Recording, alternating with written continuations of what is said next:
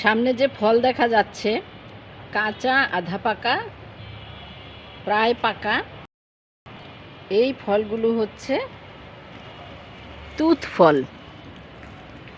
একটি ফল পেয়েছি পাকা তুত ফল।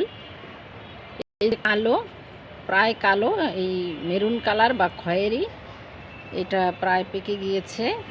আর কালো হলে, কুচকুচে কালো হলে সেই ফলটি মিষ্টি হয়, আর যখন হালকা লাল থাকে এটা টক স্বাদের হয়।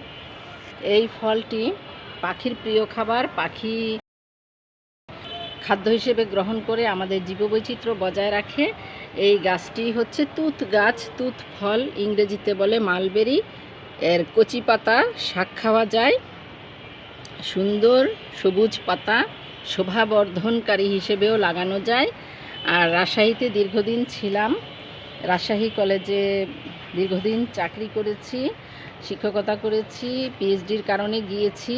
ঢাকার মেয়ে হলেও রাজশাহীতে আমার মোট 19 বছরের রিলেশন ছিল। রেশম বোর্ডে গিয়েছি, পলু পোকার লালন পালন দেখেছি, রেশমের গুটি এবং রেশম চাষ শিখেছি। তো এই গাছ পলু পোকার জন্য বা রেশমের উৎপাদনের, রেশম গুটি উৎপাদনের পোকা, পলু পোকার জন্য এর কচি পাতা খাওয়ানো হয়।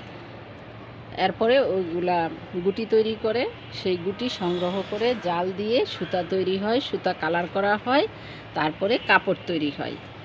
উন্নত মানের এবং মূল্যবান কাপড় তৈরি হয়। ডাল রোপণ করে দিলেই যায়।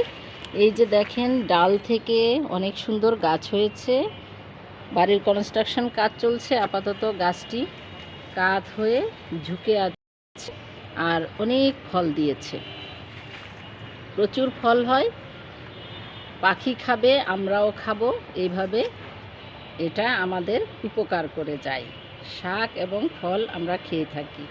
এই গাছ সহজেই হয়, আপনারা বাগানে রাখতে পারেন।